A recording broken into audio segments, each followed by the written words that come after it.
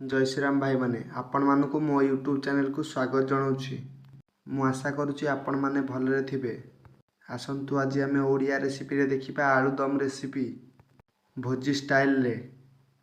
वीडियोटी start करने पूर्व जदि आपण माने मो चैनल रे नुआ अटंती लाइक शेयर सब्सक्राइब कर दियो।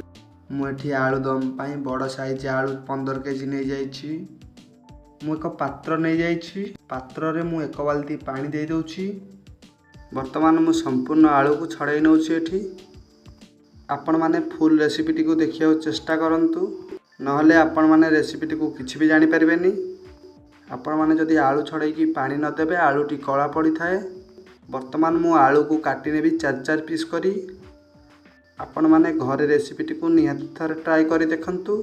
फलाफलटी आपण माने निजे ही जानि पारिबे। वर्तमान मु एक कढ़ाई बसई नहीं गैस फ्लेम को लगे देली। कढ़ाई को गरम होगा पाई 1 मिनिट छाड़ी देली। वर्तमान मु कढ़ाई देहरे सोरिष तेल को दे दउछि। सोरिष तेल मु 1 लिटर देउछि। आपण मानकु वीडियोटी केमिति लागिला कमेंट माध्यम रे मतामत जणांतु। आगो को आपण मानक पई मु बहुत सारा रेसिपी आनिबी। एमिति तेल को गरम होगा पाई 1 मिनिट मु छाड़ी देली। एठी देखंतु एठी हमर तेल प्राय गरम होई गलानी। वर्तमान मु तेल देहरे 2-3टी तेजपत्र 3-4टी गुजराती पकई लेली। पूर्वरु मु 1.5 केजी पियाज को काटी नेथिली। वर्तमान मु कढ़ाई देह को पकई नेली। पियाज को कढ़ाई देहरे भलसे भाजी नउछि। आपण मानकर को रेसिपी दरकार मते कमेंट माध्यम रे जणांतु। मु आपण मानक पई से रेसिपी आनिया ट्राई करिवि। पियाज को आमे कढ़ाई रे 20 रु 25 मिनिट जाए भलसे फ्राई करि नबा, ब्राउन कलर आसीबा जाए।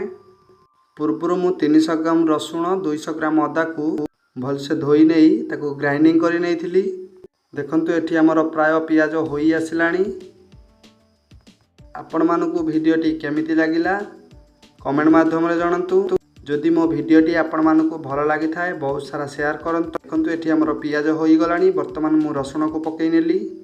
रसुण को मु 15 रु 20 मिनिट जाए भलसे फ्राई करि नबा, जेमिति कि रसुणर कंचालिया स्मेल कटि जीवो। आगो को आपण मानक पाई मु बहुत सारा रेसिपी एमिति आनिया को जाउछि। जदि एजाए मो चैनल को सब्सक्राइब करिनाती सब्सक्राइब कर दियंतु। पाखरे थिबा बेल आइकन को दबाई दियंतु, जा फल रे मु जेतेले वीडियो अपलोड करिवि आपण माने सर्वप्रथम देखि पारिबे। देखंतु एठी हमर रसुण होई गलानी। वर्तमान आमे अदा को ऐड करि नउछे। अदा को आमे 10 रु 15 मिनिट जाए भलसे कषि नबा। मु अल्प किछि पानी देई वर्तमान कषि नउछि अदा को। अदार जेमिति कि कंचालिया स्मेल कटि जीवो। देखंतु एठी हमर अदा होई गलानी। वर्तमान आमे मसला देहरे लंका गुंड ऐड करि नबा। लंका गुंड 100 ग्राम दे देछि। लंका गुंड को आमे 5 रु 7 मिनिट जाए भलसे कषि नबा। वर्तमान आमे हळदी गुंड दबा। हळदी गुंड मु 100 ग्राम दे दउछि। हळदी गुंड को आमे 5 रु 7 मिनिट जाए भलसे कषि नबा। एठी अल्प किछि पानी देई मसला को भलसे कषि नउछि। आपण माने बहुत सारा रेसिपी खाइछंती। आलू दम रेसिपी को घरे निहाती ट्राई करंतु। आपण माने निजे ही जानि पारिबे केते टेस्टी फुल होईछि। वर्तमान मु मसला देहरे काश्मीरी चिली 50 ग्राम पकई नउछि। काश्मीरी चिली को मु 2 मिनिट जाए भलसे कषि नउछि। वर्तमान मु मसला देहरे अल्प किछि पानी ऐड करि नउछि। आलू दम रेसिपीटी 150 लोक पाई बनाउछि। आपण माने जदि जनक पाई आलू दम बनाउछंती 200 ग्राम आलू लागुछि। जदि आपण माने 10 जन पाई आलू दम बनाउछंती 2 केजी आलू लागुछि।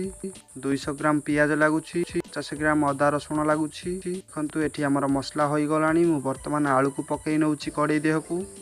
आलू को मसला देहरे मु 30 मिनिट जाए भलसे कषि नेबी। मु आशा करुछि मो वीडियोटी आपण मानकु भल लागुथिबो। जदि भल लागुथाए गोटे लाइक कर दियंतु। जदि मो चैनल को एजाए सब्सक्राइब करनाती सब्सक्राइब कर दियंतु। पाखरे थिबा बेल आइकन को दबाई दियंतु, जा फल रे मु जेतेले वीडियो अपलोड करिवि आपण माने सर्वप्रथम देखि पारिबे। देखंतु एठी हमर संपूर्ण आलू पड़ी जाइछि। वर्तमान आमे आलू को भलसे कषि नबा। आपण माने आलू दम कषिबा समय रे गरम पानी यूज करंतु। गरम पानी यूज करिया फल रे आलू दमटी पानीचिया लागि न थाए, भल टेस्टी फुल होई थाए। वर्तमान मु आलू देहरे स्वाद अनुसार लूण किछि पकई नउछि। आपण मानकु मो रेसिपीटी केमिति लागुछि कमेंट माध्यम रे जणांतु। आगु आपण मानक पई बहुत सारा रेसिपी मु आनिया को जाउची। भेज दम बिरयानी आगु को आसिया को जाउची आपण मानक पई। आपण मानकर बाहागर बर्तघर जन्मदिन पई जदि रोषे आवश्यक थाए मो यूट्यूब चैनल रे फोन नंबर लिंक अछि। आपण माने चाहिले मते कांटेक्ट करि परिबे। देखंतु आलू देहरु पानी बाहरी साइलानी। वर्तमान आमे आलू देहरे किछि गरम पानी दे दउछे। आलू को फुटिया पई छाडी दबा। आपण मानकर किछि डाउट होई थाई जदि मते मेसेज करंतु मु आपण मानकर डाउट क्लियर कर देबी निहति भाबे। वीडियोटी टिके लॉन्ग है, स्किप न करके रेसिपीटी को संपूर्ण देखिया ट्राए करंतु। जदि वीडियोटी आपण माने स्किप करूछंती रेसिपीटी को किछि भी जानि परिबेनी। देखंतु आलू आमर कि भाबे फुटुची एठी। वर्तमान मु कड़ाई देहरे 100 ग्राम आलूदम मसला दे दउछि। मु फुटिबा को वर्तमान छाडी दउछि। मु पूर्वरु 100 ग्राम जीरा को भाजी नेछि, ताकू गुंड करी नेछि।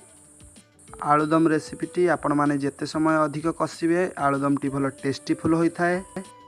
आपण माने जदि मो सहित मेसेज रे कथा होबा को चाहउछंती मो इंस्टाग्राम चैनल को जानतु, मते फॉलो करंतु। सेथिरे आपण माने मेसेज करंतु। मो इंस्टाग्राम चैनल ना होची कुकिंग कैपिटल। देखंतु आलूदम हमर केते कलरफुल आसी गलानी। आपण मानकु जदि वीडियोटी भलो लागि थाए बहुत सारा शेयर करंतु। जदि लाइक करनाती लाइक कर दियंतु। मु वर्तमान आ अल्प किछि पानी दे देली। रेसिपीटी आपण मानकु केमिति लागिला कमेंट माध्यम रे निहति भाबे जणांतु। देखंतु एठी हमर आलूदम प्राय होई आसिलानी। मु वर्तमान पूर्वरु भजा जायथिबा जीरा गुंड को पकेई नउछि। दालचीनी गुंड को पकेई नउछि। वर्तमान आमे मिक्स करी नबा। देखंतु एठी हमर आलूदम रेसिपीटी प्राय होई आसिलानी। वर्तमान आमे गैस रो फ्लेम को बंद करी दबा। एठी हमर प्रस्तुत होई गला आलूदम भोजी स्टाइल रे। आपण मानकु रेसिपीटी केमिति लागिला कमेंट माध्यम रे जणांतु। जदि मो वीडियोटी आपण मानकु भलो लागि थाए बहुत सारा शेयर करंतु। जदि मो चैनल को जाय सब्सक्राइब करनाती सब्सक्राइब करी पाखरे थिबा बेल आइकन को दबाई दियंतु।